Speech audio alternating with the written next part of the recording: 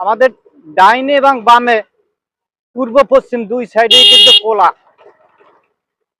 এবং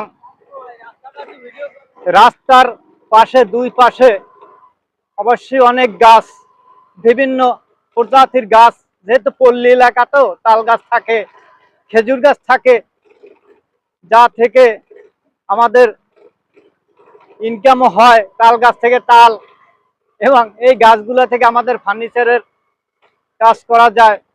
এটা এলাকার রাস্তা এভাবে কিন্তু রোপণ করা হয়, সরকারিভাবেও করে।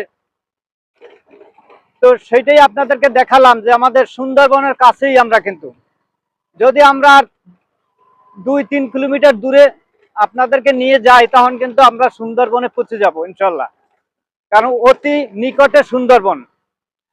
এই সিজনটা আসলে আমরা আসলে একটু ভয়াবহর ভিতরে কাজ করি কেন, কারণ আমরা কিন্তু পল্লী এলাকা, এই পল্লী এলাকায় সুন্দরবনের সংলগ্ন, এখান থেকে কিন্তু বন্যার একটা, এখানে দুর্যোগের প্রভাবটা খুব বেশি, আমাদের কিন্তু দুর্যোগটা মোকাবেলা করেই থাকতে হয়।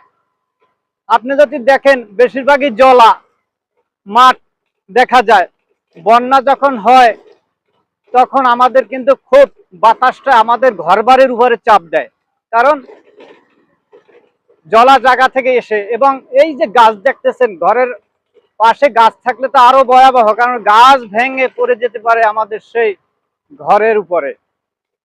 এই সিজনটা আসার পরে আমরা খুব ভয়াবহর ভিতরে থাকি কেন, বন্যার প্রভাব, খুবই বন্যার প্রভাবটা কিন্তু আমাদের অঞ্চলে, যেহেতু আমরা সুন্দরবনে এলাকায় বসবাস করি, এটাকে আমি মাঝে সাঝে বলি অজপাড়া গ্রাম। এই অজপাড়া গ্রামে, এমন গ্রামে বসবাস করি যেহেতু জন্ম আমার এখানে, সেই বাগেরহাট শরণখোলা থানা 3 নং রায়ন্দা ইউনিয়নের 4 নং পশ্চিম খাদায় হইলে আমার জন্ম।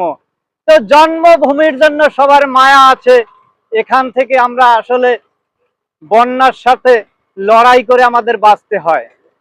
তারপরেও আমরা লড়াই করে বাঁচলেও বাঁচতে হবে, তারপরে জন্মভূমি ছেড়ে তো আর যাওয়া যাবে না। তা অবশ্যই সেই জন্য কিন্তু আমরা এই জন্মভূমিতে কষ্ট হলেও বসবাস করি।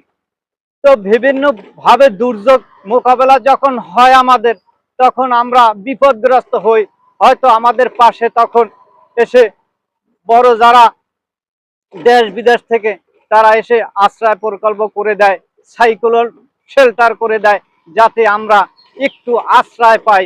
হয়তো বন্যার তারিখ হলে আমাদের এখানে বড় বড় সিগন্যাল থাকে, এই সিগন্যাল দিয়েই আমরা